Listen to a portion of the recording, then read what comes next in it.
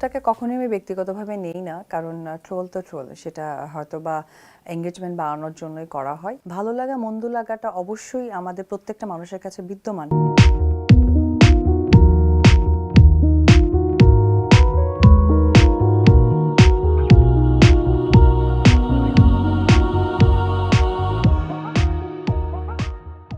চাহিদা এবং তারা চাচ্ছিলেন যে ফেস্টিভ ডেকে কেন্দ্র করে একটু শ্যুটটা আমাকেই করতে হয়, তো এটাও কিন্তু আমার একটা দায়বদ্ধতা কাজের।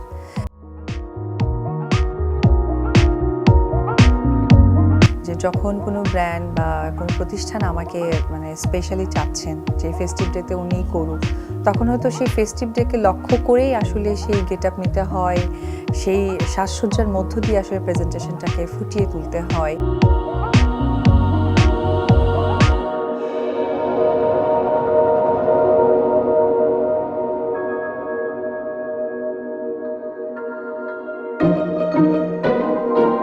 কিন্তু সেটা নোংরামিতে যখন চলে যায়, তখন আসলে এটা আমার থেকে যারা করেন তারাই প্রশ্নবিদ্ধ।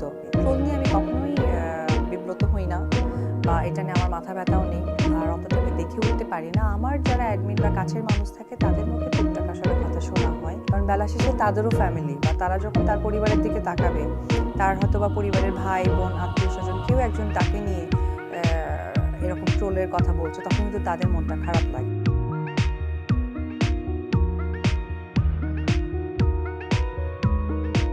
এতটুকু জানি 2016 সাল পর্যন্ত না আসলে কালচার, সৃষ্টি কালচার বলে যে অধ্যায়টা থাকে, কোনো স্ট্যাটাস বা কোনো কিছু দেওয়াকে না এটা প্রত্যেকটা মানুষের ভিতরে বিদ্যমান ছিল। কিন্তু 2016 সালের পর থেকে না প্রেক্ষাপটটা ডে বাই ডে চেঞ্জ হচ্ছে।